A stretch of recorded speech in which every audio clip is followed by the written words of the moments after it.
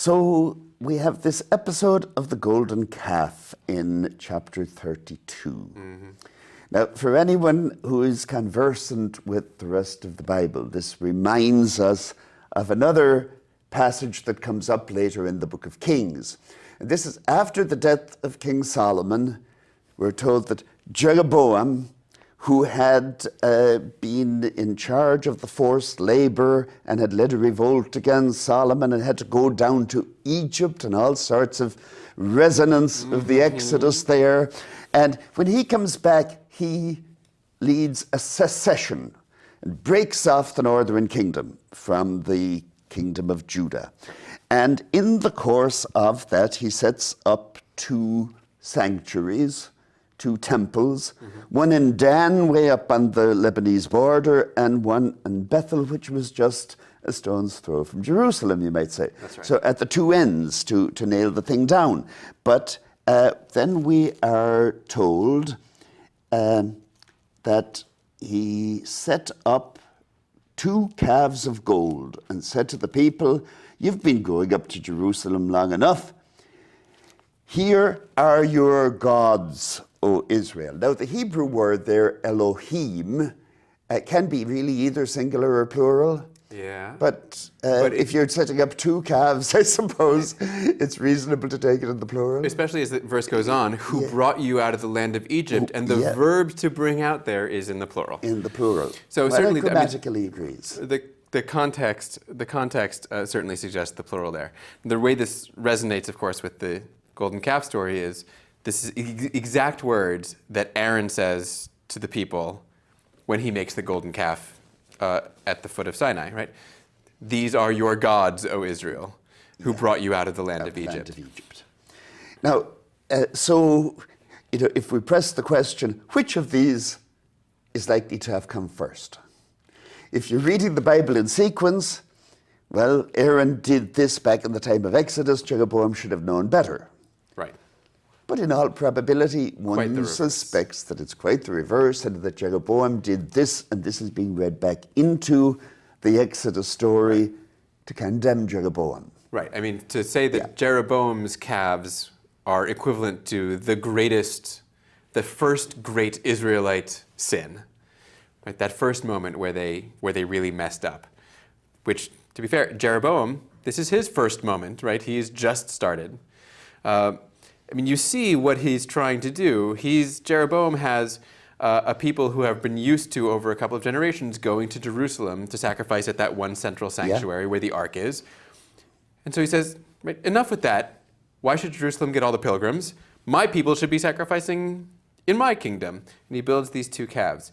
Now, is that so bad to set up calves?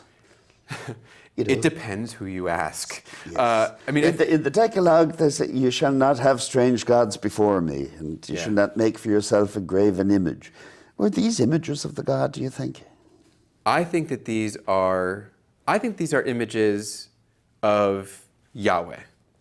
I think that's the part that most people, that has been most misunderstood about the story, is that this is not a story of idolatry proper, where the people are worshiping a different God. Right. They say, these are the gods who brought you out of Egypt. They're not confused about who that was. And so how do you take the plural? Is it Yahweh and somebody else, or are they both Yahweh? They're both Yahweh. And we know, actually, that in ancient Israel and elsewhere in the Near East, the idea of local manifestations of a deity is a regular thing. We have inscriptions that talk about the Yahweh of Samaria, the Yahweh of Teman. And I think it's perfectly reasonable for Jeroboam to at least have said, "These are your gods," right? Now, this is your God, and this is your God, and they're both Yahweh. But how would it have been shocking to people to have an image? And is the image supposed to be the God? Now, in Mesopotamia, you have the care and feeding of the images, as if the image were the God. Even there, though, surely they didn't think the image actually was the God. I'm not going to speak to what Mesopotamians thought. I do think, no, I don't think they thought it was the God. I think God, what God says is don't make any images of me. Right? That's not the same thing as don't make any me. right? I think it's fair to say this is representative, but that is the law. And actually what's, I think, crucial to recognize is if we recognize that the calves are images of Yahweh, then the people's sin is not their violation of the first of the Ten Commandments. The first of the Ten Commandments says, you will have no other gods beside me. Well, this isn't that. This is the same Right. God. Yeah. What they're Yeah. violating is not the first of the Ten Commandments. It's the first law of the covenant code. The very first words of the laws at the end of Exodus 20, which say, right, you saw that when I spoke to you, you didn't see anything. Therefore, make no image of me. Right, so that's the law that they're violating here. Now, in the temple in Jerusalem, without getting into speculating as to whether there was a cult image there, it's quite openly admitted that you had the cherubim. Yeah. Now, these were some kind of images, and then they refer to Yahweh as the one who is enthroned above the cherubim. That's right. Now, one of my teachers in graduate school used to maintain that perhaps Yahweh was standing on the bull or enthroned above the bull. It's possible. It's certainly possible that it was something like a throne or a base for an imagined but invisible deity. Certainly, that's the case of what's going on in the temple, right? Where it says explicitly, as you say, right, the cherubs, right, which are lions with wings, not babies with wings. The cherubs are God sits on them. So it's certainly possible that the calf is sort of a base. At the same time, in Canaanite religion, the calf was the paradigmatic image of the god Baal. It's the bull Ale. The bull is Ale, and the calf is Baal. And as much as the Bible tries to distance Yahweh and Israel's God from Ale and Baal,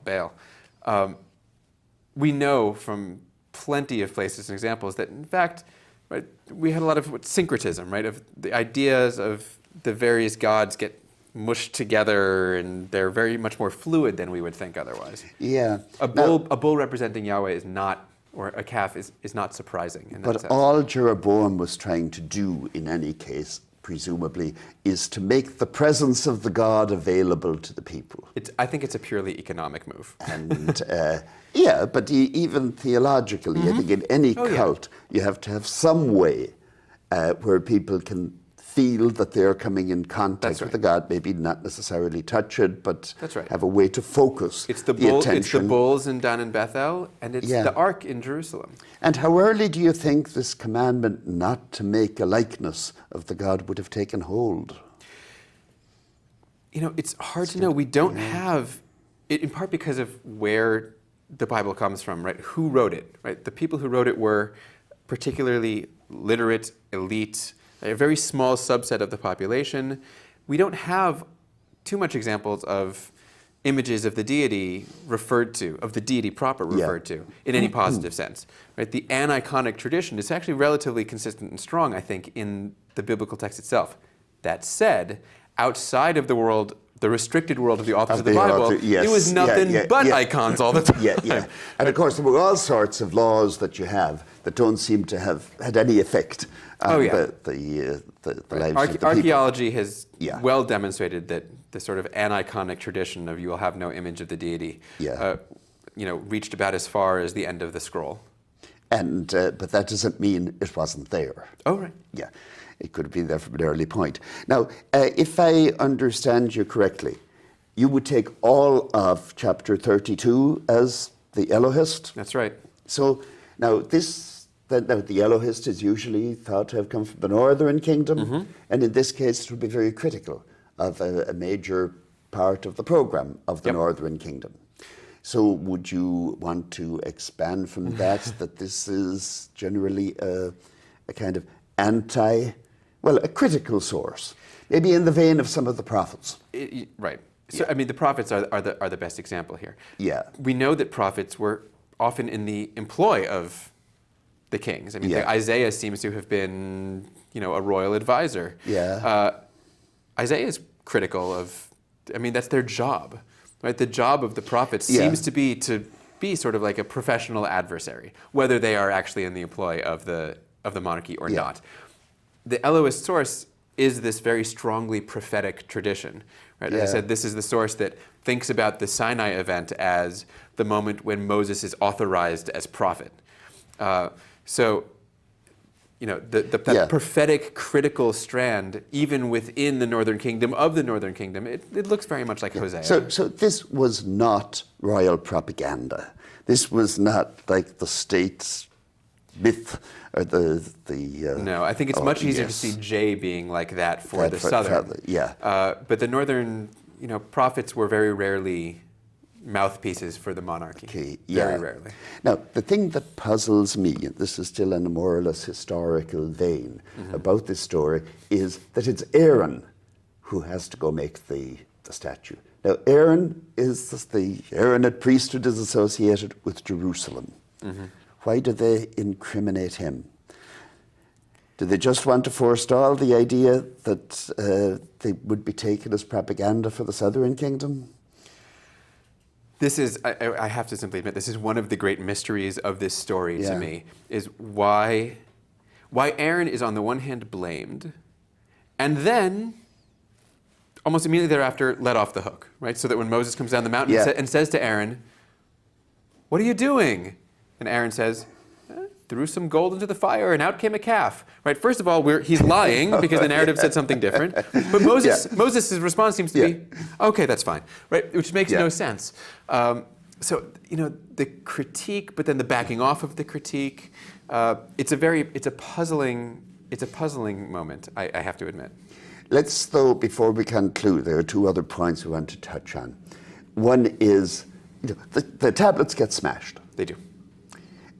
Back years ago, when I was editing the Journal of Biblical Literature, this great Jewish scholar, Harry Erlinsky, who was quite old at the time, who sent in a note, and I asked him to revise some little bit in it. And he sent me back a cartoon of Moses coming down the mountain, smashing the tablets and saying, "Darn, another revision." Now, what happens with the revision? Right, so at the second, does God, you mentioned earlier, nobody ever repeats anything accurately in the Bible. Does God? Well, maybe nobody's able to actually repeat anything verbally, but it's pretty clear from Exodus 34 that God says to Moses, right, "Make me another set of tablets, and I'm going to write on them exactly what was on the first set," which is to say, the Ten Commandments, the Decalogue. What's interesting is what's happened in chapter 34 is that story of the simple replacement of tablets has been conjoined with this actually very famous, wonderful moment where God reveals his sort of personality to Moses, right? He passes before him as Moses stands there in the mountain, and he proclaims, right, Adonai, Adonai, El Rachum V'Chanun, right? This God gracious and merciful, extending kindness to the 1000th generation. And so this moment of an expression of God's grace and mercy, which is not from that same story, this is from J, but it has been interwoven and combined deeply with this moment of covenant renewal, such that it ends up looking like what we have in Exodus 34 is not just a renewal of an old covenant, but in fact the making of a new one. The making of a new covenant on this basis of grace and mercy after the anger and the destruction of the tablets. This is an idea that I think had some resonance moving forward in Judeo-Christian tradition. Oh, indeed it does. And new covenants will come into play later on. And more than one of them. But since you brought up this business of God being gracious and merciful, as we wrap up our discussion of the Exodus, are you impressed? With the grace and the mercy of God? I think it's probably hard to be, to take that too literally. This is a story that begins with God's people enslaved, has massive destruction of human and animal and environmental lives, the death of the firstborn, the destruction of the Egyptians at the sea. Even the story of the golden calf involves a bit where the Levites walk through the camp and they slay 3,000 of their fellow Israelites, which seems to be be met with great approval. And even the passage itself here goes on punishing children and grandchildren to the third and fourth generation. Right, this is that transgender, the sins of the father. Yeah. That's this. This is not a sentimental God. No. But on the whole, you would agree that at least from somebody standing within the Israelite tradition, this is an upbeat book. What I would say is, when you read this book, at the end of it, you'd think better to be part of the Israelites than any of the other guys. That's what I would say. And mind you, that won't always be true as we work our way through the Old Testament. Or beyond. Or beyond.